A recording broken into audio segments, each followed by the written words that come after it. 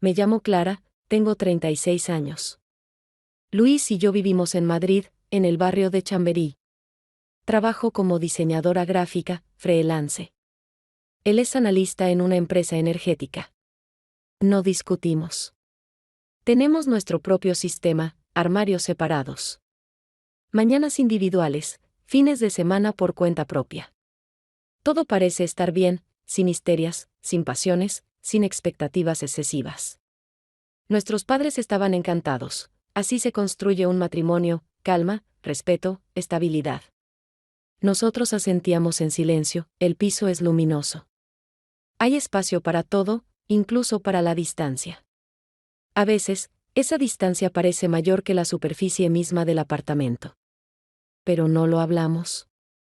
Porque, al parecer, nos resulta cómodo. Desde hace años, una noche estaba preparando una ensalada. Luis estaba en el sofá, mirando algo en su tablet. De pronto dijo: ¿y si alguien empezara a coquetear contigo delante de mí, qué harías? Levanté la vista. No me miraba. Hablaba. Al aire, sin entonación, no sé, respondí tras una pausa. Sonreí. No con ironía, sino para cerrar el tema. Él asintió y cambió a las noticias. No dijo nada más. Pero en ese momento, fue como si algo, por una fracción de segundo, perdiera el equilibrio. Cenamos como siempre. Sin comentarios, sin preguntas. Pero la frase se quedó en mi cabeza. No porque fuera extraña, a veces decimos cosas, en teoría. Sino porque él nunca antes se había interesado por cómo reaccionó ante el coqueteo. No es propio de él. A la mañana siguiente todo fue como de costumbre. Café, noticias, un breve chau en la puerta. Pero frente al espejo, mientras me maquillaba, me sorprendí a mí misma con un impulso inusual: maquillar los ojos un poco. Más de lo habitual. No para nadie. Solo para mí. O eso creía. Ese mismo día me encontré con un colega en una cafetería de Gran Vía.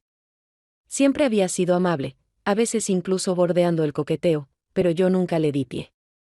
Esta vez, cuando rozó mi mano, algo en mí se quedó suspendido. No fue la sensación de «Dios mío, ¿qué está haciendo?», sino más bien «¿por qué no?». Me aparté enseguida, llevé la conversación a otro tema. Pero la sensación quedó. Por la noche, al preparar la cena, recordé la pregunta de Luis. ¿Sabía algo? ¿Me estaba poniendo a prueba? Pero él seguía siendo el mismo de siempre. Sin insinuaciones, sin repetir la pregunta. Y eso me desconcertaba aún más.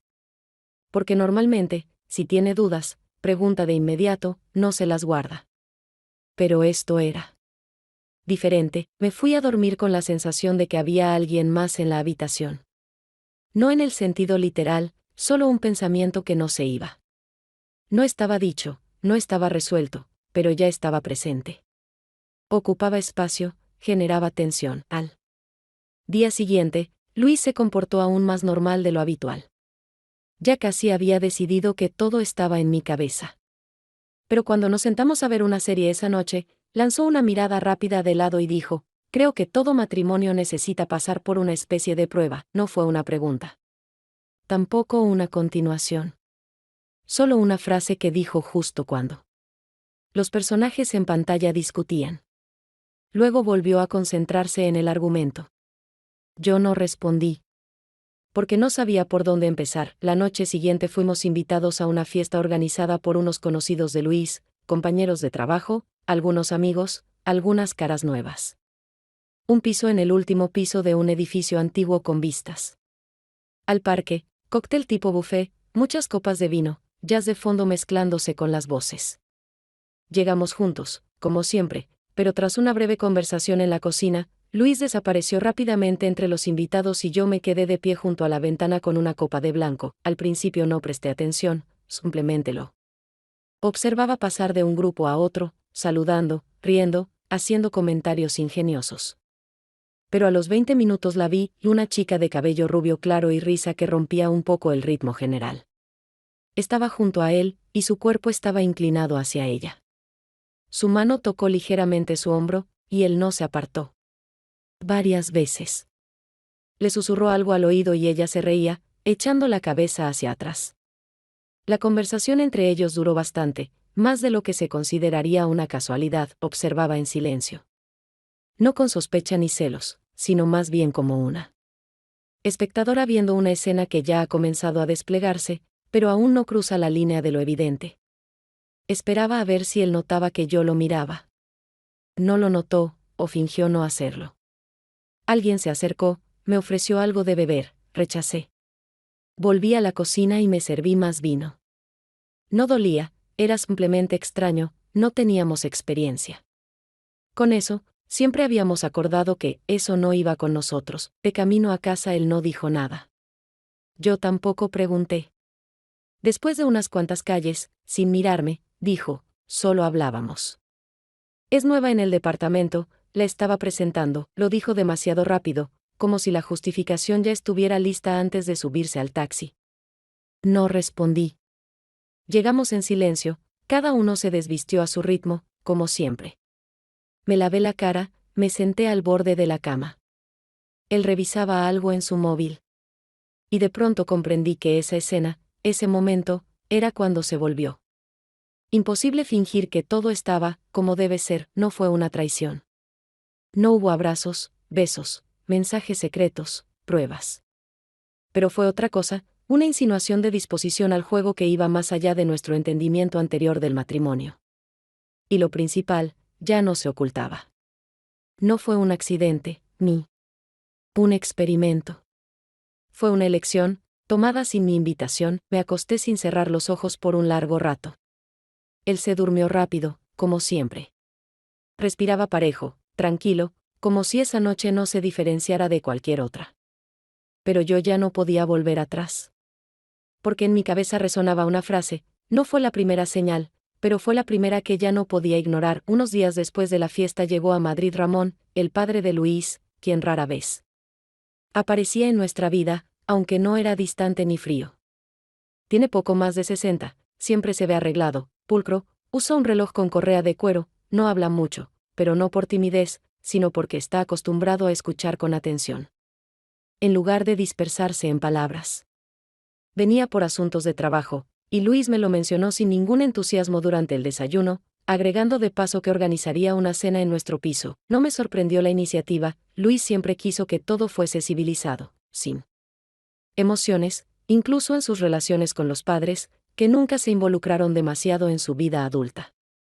Preparé una cena sencilla, pasta con salsa blanca, ensalada, vino, nada especial, pero bastante cuidado. Cuando Ramón llegó, me miró a los ojos un poco más de lo que se espera en un saludo cortés y me dio la mano, no con fuerza, pero con firmeza, como quien subraya que te toma en serio. Durante la cena habló poco, solo respondía preguntas. Lanzaba breves comentarios, pero sin frialdad ni superioridad, más bien con una ligereza interior difícil de describir. Me sorprendió que no prestaba atención a lo que decía Luis, sino a cómo yo reaccionaba, su mirada se detenía en mí. Cada vez que aclaraba algo, añadía un dato o incluso solo escuchaba. No era impertinencia, era otra cosa, una atención que me obligaba a mantener la postura y a hablar con más precisión de lo habitual. Cuando Luis fue a la cocina a buscar más vino, Ramón, sin apartar la vista, dijo en voz casi susurrada. Pero sin complicidad, te ves distinta a como te recordaba.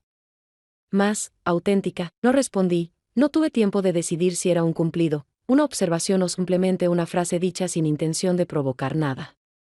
Luis volvió, cambiamos de tema, la cena terminó sin insinuaciones ni desarrollo posterior. Pero desde ese momento algo cambió, no por fuera, sino dentro de mí, y empecé a notar que comparaba su manera de callar con la de Luis, sentía la temperatura de las conversaciones, su distinta densidad, las entonaciones, no era fascinación. No era deseo. Era una presencia que comenzó a desplazar la indiferencia, no hacia Luis, sino hacia cómo estaba organizada nuestra vida. Al día siguiente de la cena, Luis se comportaba como siempre, se preparó para ir al trabajo, tomó café, revisó unos documentos en la tablet, intercambió unas pocas palabras, pero todo con esa expresión neutra que parecía decir que la noche anterior no había dejado ningún rastro.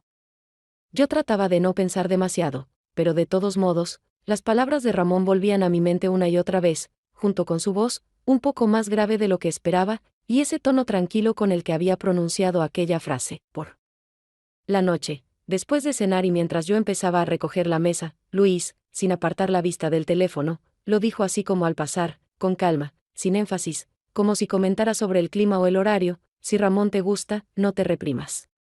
De hecho, me da curiosidad ver qué pasa. No reaccioné de inmediato, simplemente llevé los platos al fregadero, limpié la mesa, intentando entender si estaba bromeando, provocándome, o si realmente estaba permitiéndome dar un paso en una dirección que normalmente se consideraría peligrosa o inaceptable dentro de una pareja. Su rostro seguía tranquilo, y no noté en su voz ni burla ni celos, solo una mirada serena y un tono sin tensión. Lo que me desconcertó no fue la propuesta en sí, sino la forma en la que la expresó, demasiado cotidiana, demasiado seca. Como si ya hubiéramos acordado que entre nosotros no existían límites y todo era válido, siempre que se presentara de la manera adecuada. Quise preguntarle si hablaba en serio, si era un juego, pero algo en su actitud me decía que cualquier respuesta mía sería usada no como contestación, sino como argumento. Así que simplemente dejé el tema sin comentario. No era franqueza. Era otra cosa, parecida a cuando a alguien ya no le importa lo que te pase, pero le interesa ver hasta dónde llegarás si se eliminan todas las barreras. No podía entender si él realmente era indiferente o solo quería observar qué ocurriría si soltaba por completo el control. Lo que más me inquietaba era que no lo decía con desafío, ni montaba escenas, sino que lo asumía con una racionalidad fría, como si yo fuera parte de un experimento interno suyo. No tenía un plan claro, ni la intención de comenzar nada con Ramón, pero ahora esa idea había recibido un permiso, no explícito, pero lo suficientemente claro como para instalarse en mi cabeza. Ya no era algo incorrecto, ya no requería justificaciones ni dudas. Se había convertido en una posibilidad, que de repente entraba en el marco de lo aceptable. Y esa sensación me asustaba más que cualquier celos o sospecha. 2 días después de aquella conversación, salí a hacer la compra, una visita cualquiera al supermercado, sin nada especial, salvo que pasé más tiempo del habitual escogiendo verduras. Me detuve un rato en la sección de especias y luego incluso pasé por la panadería cercana, aunque ya teníamos pan en casa. Y cuando regresaba, justo a una cuadra de nuestro edificio, vi a Ramón. Venía en dirección contraria con una bolsa en la mano, seguramente también saliendo del supermercado. Nos saludamos brevemente, sin palabras de más, y él, como si no dudara, propuso caminar juntos unas cuadras. Acepté, y caminamos despacio, sin prisa, hablando de cosas sin importancia. Él mencionaba cafeterías que habían desaparecido del centro, libros que ya no se ven en manos de los transeúntes. Y yo respondía de forma contenida, pero sin frialdad. No podía dejar de pensar que ese paseo no era casual, aunque en apariencia todo era absolutamente natural, como si simplemente fuéramos conocidos que no se ven hace tiempo y tienen unos minutos para una charla tranquila. Cuando llegamos a la esquina donde nuestros caminos debían separarse, se detuvo, me miró con atención, y antes de que pudiera decir algo o despedirme, se inclinó y me besó. No hubo pausa, ni gesto previo, ni duda. En ese beso no había pasión ni prisa, solo la certeza de que así debía ser. Fue rápido, pero no agresivo, y yo no me aparté, no lo detuve, no hice ningún gesto que indicara que aquello no era adecuado para mí. Después de eso, se alejó en silencio, solo dijo: cuídate, y siguió su camino.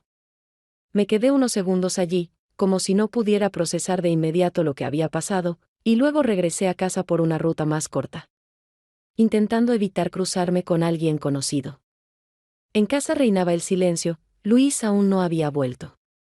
Puse las bolsas con la compra sobre la mesa de la cocina, me senté en el sofá y simplemente permanecí allí, sin encender la luz ni tocar el teléfono. No buscaba explicaciones, no analizaba si aquello había sido correcto o incorrecto, no imaginaba futuros escenarios.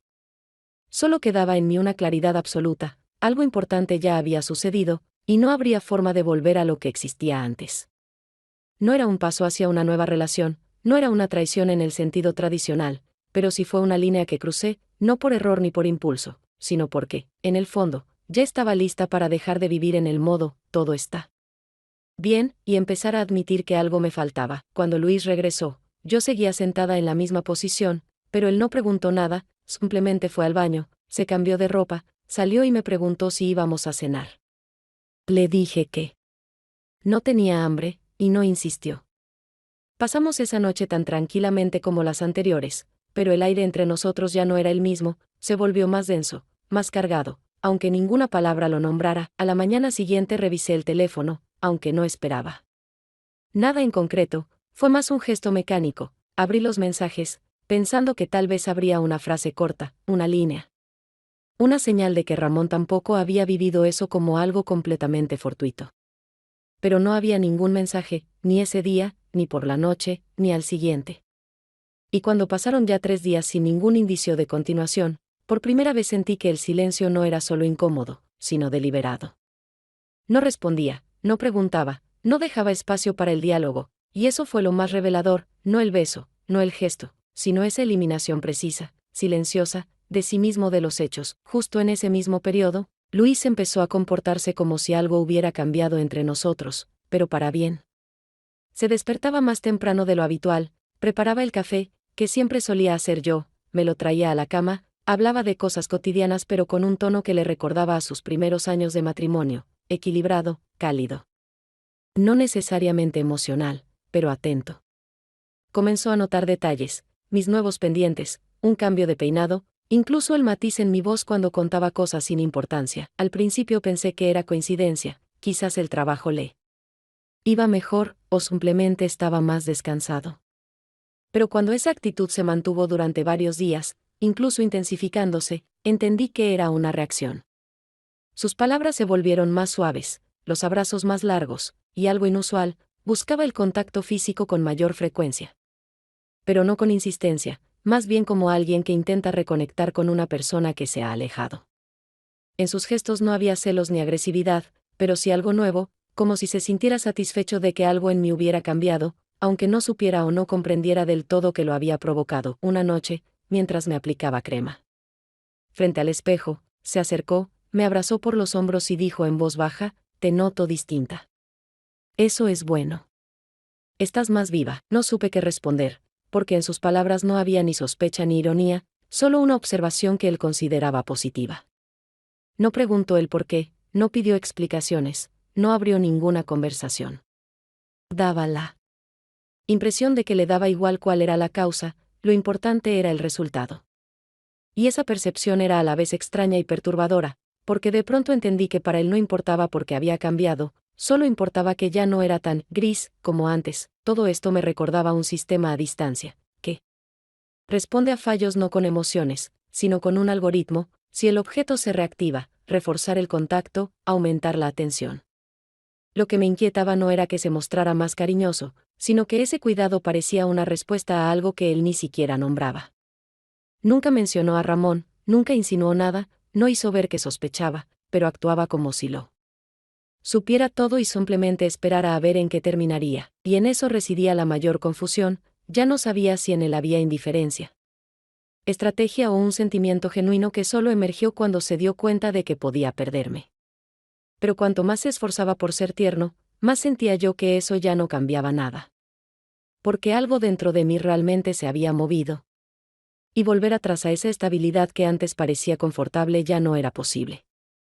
La semana siguiente fuimos invitados a cenar por una pareja de conocidos, una de esas amistades que se mantienen más por cortesía que por verdadero afecto, pero que solo evitamos cuando hay una excusa válida. Esta vez no la había, así que fuimos.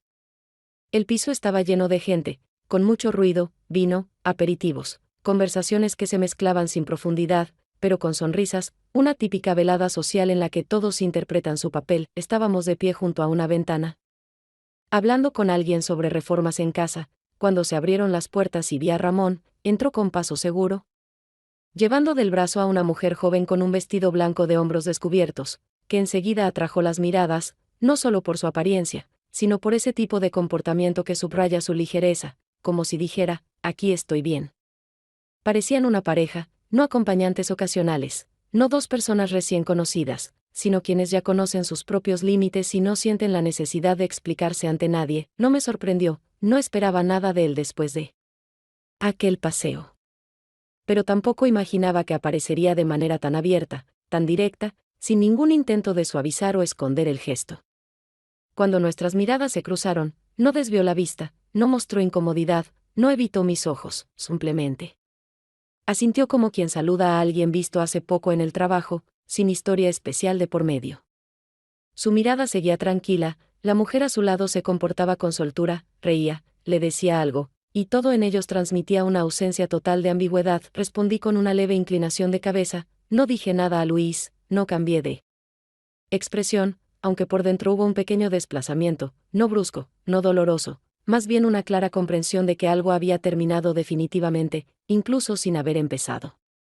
Luis y yo nos quedamos allí casi una hora más, hablamos con algunas personas, reímos, mantuvimos esa distancia habitual, pero sin tensión, como si ambos ya supiéramos que esta realidad ya no tenía el peso que alguna vez tuvo. Al regresar a casa, Luis guardó silencio más de lo normal, pero justo al llegar al portal, preguntó con voz tranquila, casi como al pasar, ¿todo bien?, asentí sin mirarlo, y entramos sin hablar más.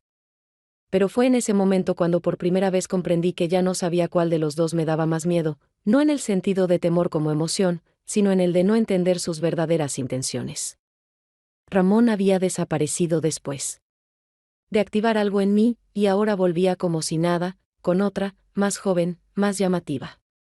Luis, en cambio, se había vuelto atento y cálido, pero no porque regresara el amor, sino porque parecía observar el resultado, los cambios que él mismo había permitido, y en medio de todo esto, yo seguía sin respuestas, sin entender del todo qué significaba mi presencia para cada uno de ellos. Ramón no mostró ni una emoción, ni vergüenza, ni intento de justificar aquel beso. Luis fingía que no pasaba nada, aunque yo empezaba a intuir, él sabía más de lo que demostraba. Y justamente esa ambigüedad, ese extraño juego sin reglas, era lo que más inquietud me provocaba. La noche siguiente cenamos en casa, sin invitados, sin planes, una cena común, pasta, una copa de vino y las noticias de fondo, que servían más como ruido ambiental que como fuente real de información. Luis estaba tranquilo, no particularmente conversador, pero tampoco cerrado, hablábamos de pequeñas cosas, como siempre. Él contaba sobre un colega que se equivocó con la fecha de entrega de un informe, yo mencioné un nuevo proyecto que quizás arrancaría el próximo mes. Todo seguía el guión de nuestras noches habituales, hasta que, de pronto, cambiando de tema sin previo aviso, dijo, hace tiempo que sé lo del beso. Su voz era serena, sin emoción, solo una afirmación clara, sin esperar reacción alguna por mi parte. Dejé de masticar, no por miedo, sino porque no sabía cómo responder. Mis pensamientos se ralentizaron de golpe, aunque mi corazón seguía tranquilo, porque algo en su tono indicaba que no iba a ser un conflicto, sino una conversación. No. Lo negué, no intenté buscar excusas, no fingí sorpresa, porque todo eso habría sido ridículo frente a alguien que no sospechaba, sino que claramente sabía, y desde hacía tiempo. Él dejó el tenedor, se limpió los dedos con una servilleta, me miró directamente a los ojos y continuó, no fue eso lo que me dolió. Fue que no me lo dijeras. Sus palabras no sonaban a reproche, no eran un grito de dolor o una acusación. Eran algo más profundo, más simple, más devastador, porque en ellas había verdad. Quise decir que no estaba segura de si valía la pena contarlo, que no sabía cómo iba a reaccionar, pero todo eso de repente me pareció patéticamente débil.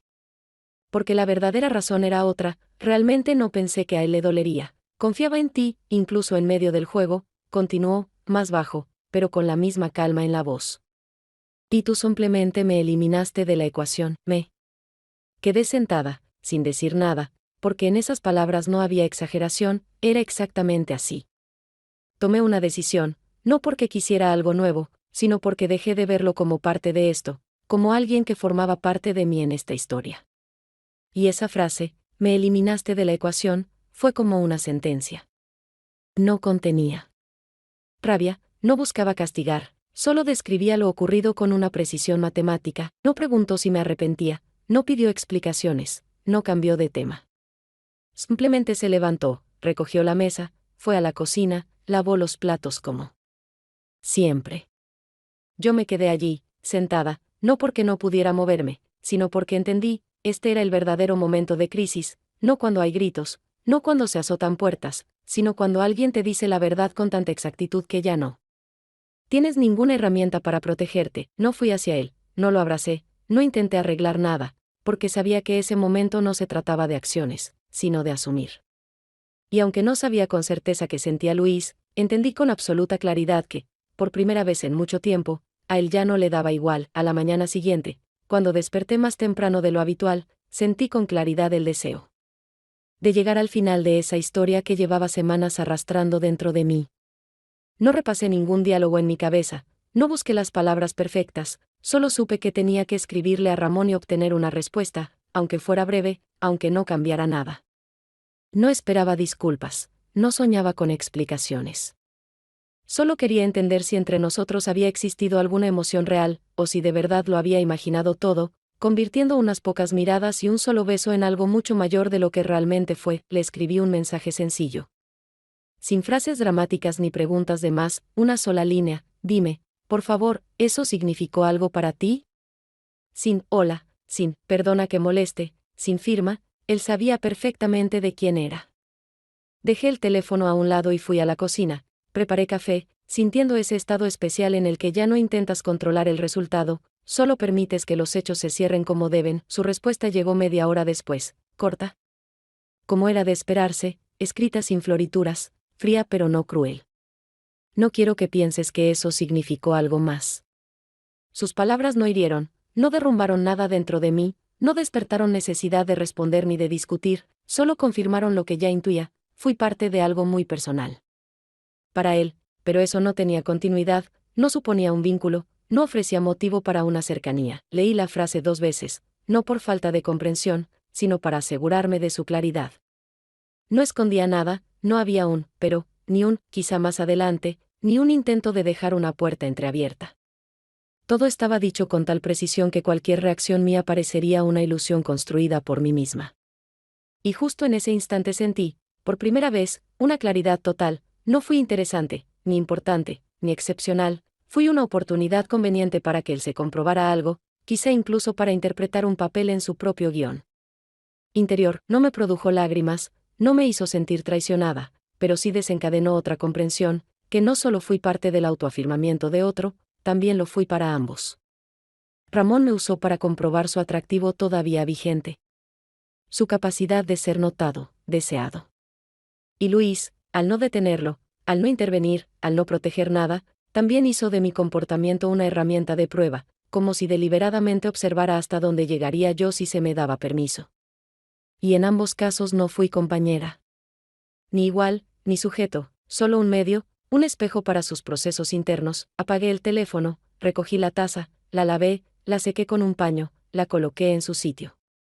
Luego me quedé largo rato de pie junto a la ventana, sin observar el paisaje, sin ordenar pensamientos, solo permitiéndome estar en ese momento, en el que ya no había nada que probar, ni explicar, ni esperar. Fue una ruptura sin drama, sin decisiones tajantes, sin frases de despedida, pero a la vez, el final más puro que podía darse. Unos días después de haber recibido el mensaje de Ramón, ya no quedaba ninguna duda, todo lo que podía ser incierto o pospuesto había tomado su forma definitiva. No hablé con Luis de eso directamente, no mencioné nada de lo ocurrido entre su padre y yo, y él tampoco volvió al tema de aquella conversación en la que dijo que lo que le dolió fue la falta de verdad.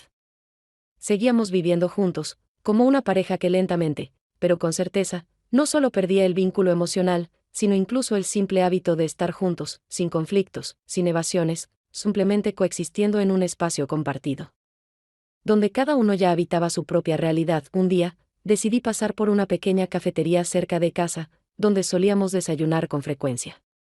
Y allí vi a Luis. Estaba sentado junto a la ventana con una mujer a la que nunca había visto. Y no solo conversaban, no parecían colegas ni conocidos fortuitos. Reían, su mano estaba cerca de la de él, y en un momento ella pasó suavemente los dedos por su muñeca, no de forma llamativa, sino natural, como lo hacen quienes ya están cómodos con la cercanía. Luis no retiró la mano, no miró a su alrededor, no mostró el menor gesto de incomodidad, estaba plenamente presente en esa escena, tranquilo, sincero. No entré, no me acerqué, no hice como si lo hubiera visto. Solo me alejé unos pasos. Me detuve en un callejón cercano y, por primera vez en mucho tiempo, me permití no sentir nada, ni rabia, ni celos, ni dolor. No quería saber quién era ella, desde cuándo se veían, ni si había algo serio entre ellos. Ya no tenía importancia, porque el hecho en sí era evidente, él ya no ocultaba nada, ni creía necesario coordinar sus nuevos vínculos conmigo. Esa noche volvió a casa con su tono habitual, se cambió de ropa, dejó la bolsa sobre la silla. Como siempre. Y solo cuando pasé cerca de él en el salón y le pregunté por aquella mujer, dijo con calma, sin reto ni excusas, todo es sincero. Ya no estamos jugando a lo ideal. Su voz era la misma de siempre, nivelada, controlada. Sin elevar el tono, sin rastro de culpa. No se justificaba ni intentaba provocar compasión, simplemente dijo la verdad, que para él ya era la confirmación final de que nuestra relación había cambiado. Y en esa frase no había enfado, ni tristeza, ni indiferencia, solo cansancio. Ese cansancio que uno siente cuando lleva demasiado tiempo fingiendo que todo está bien. Aunque hace rato que sabe que no respondí, no intenté detenerlo ni contradecirlo, no porque estuviera de acuerdo, sino porque no tenía sentido hablar cuando todas las posiciones ya estaban definidas, cuando todas las palabras ya se habían dicho, aunque fuera en silencio. Sentí que no me hablaba por necesidad de compartir algo, sino para fijar una nueva realidad, esa en la que cada uno de nosotros ya iba por su propio camino, incluso si aún no habíamos salido por la puerta. Y en ese momento, pese a su sencillez, había algo profundamente irreparable. Una semana después de aquella breve pero decisiva conversación con Luis, encontré un pequeño piso en un barrio cercano, no porque tuviera planes de una mudanza apresurada, ni porque la convivencia se hubiera vuelto insoportable, sino porque ya no encontraba sentido en seguir viviendo en un espacio que se había vuelto neutral y vacío en el significado más profundo de esas palabras. No lo mantuve en secreto. Simplemente le dije que alquilaría un lugar propio porque necesitaba algo de tiempo para mí, sin precisar plazos ni decisiones, que de todos modos eran ya evidentes para ambos. Luis no se sorprendió, no hizo preguntas de más, solo dijo que lo entendía, y añadió que no me apresurara a llevarme todas mis cosas. Dejar parte, en su sitio, era su forma de decir, formalmente, aún no hemos terminado, empaqué solo lo esencial, ropa, el portátil, algunas cosas personales que no evocaban recuerdos compartidos.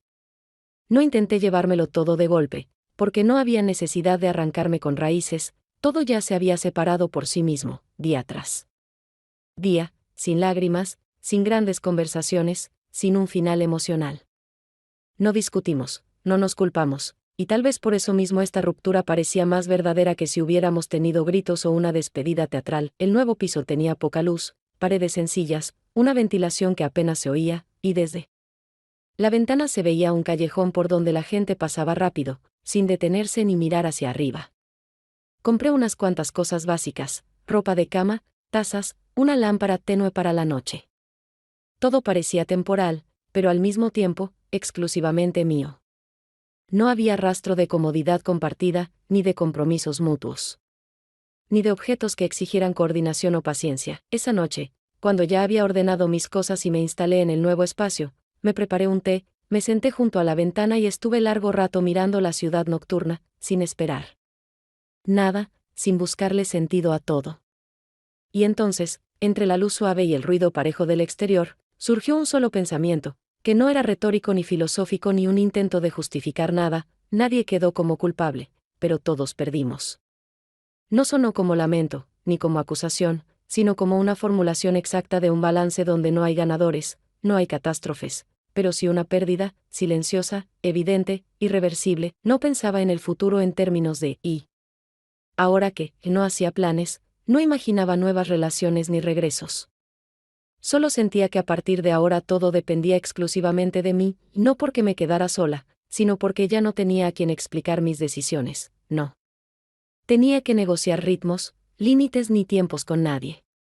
Pero también había algo más, algo importante aunque todavía difuso, la sensación de que una parte de mí ya no volvería nunca, que cierta integridad interior que alguna vez tuve se había perdido para siempre. No dolía como duele una traición, no punzaba como una desilusión, no rompía como el final del amor, era un conocimiento sereno, como si despertaras en otro cuerpo, con otra idea de ti misma, y a partir de ahora pudieras seguir adelante.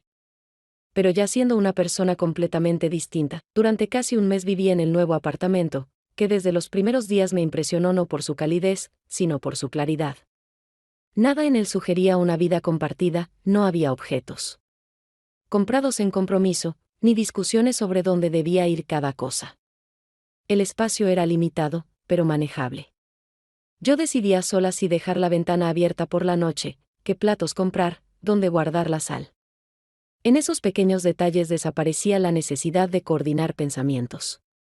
No era libertad en un sentido romántico, sino más bien un retorno a la lógica directa: hago lo que considero correcto, cuando quiero, como quiero. Los primeros días se parecían a una adaptación técnica.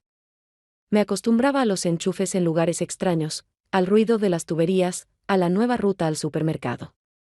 El trabajo seguía estable, nunca había dependido de la relación, y justamente por eso se convirtió en un punto de apoyo. Aceptaba más proyectos, trabajaba más horas, pero sin agotarme. Después de comer, me daba paseos cortos, no como cambio de ambiente, sino como una forma de verificarme con la realidad. Observaba cómo cambiaba el tráfico a distintas horas, cómo se comportaba la gente en las filas, cómo lucían las parejas que se sentaban frente a frente. En silencio o riendo, no me interesaban ni las opiniones de otros sobre mi mudanza ni los pronósticos, si iba a volver, si iba a construir algo distinto. Lo único que realmente me importaba era cómo me sentía en cada día concreto. Y eso resultó ser un filtro sorprendentemente útil. No me forzaba a curarme, no fingía estar mejor de lo que estaba. Me permitía decir, hoy es un día sin necesidad de emociones. Y a veces, al contrario, hoy quiero sumergirme en algo nuevo, distraerme, ver una película que Luis habría llamado una tontería. La gente, por supuesto, preguntaba. La mayoría, con delicadeza, como temiendo meterse demasiado. Yo respondía con calma, sin entrar en detalles, pero sin evadir. Decía, ya no vivimos juntos, y eso bastaba para cortar cualquier interrogatorio. En esos momentos no fingía ser fuerte ni indiferente, simplemente era una persona adulta que había tomado una decisión: dejar de sostener una ilusión de conexión donde ya solo quedaba la rutina compartida. En las cafeterías empecé a reconocer al personal, no porque buscara vínculos, sino porque me gustaba observar las repeticiones.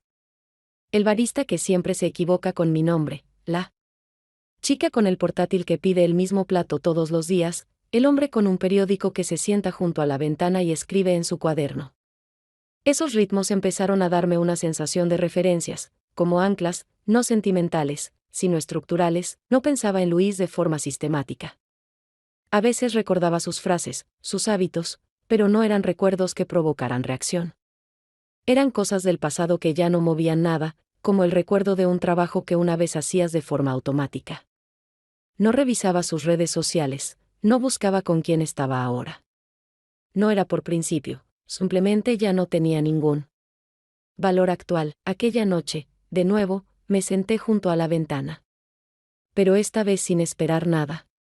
Solo sabía, ahora todo depende de mí, y no en sentido metafórico, sino literalmente.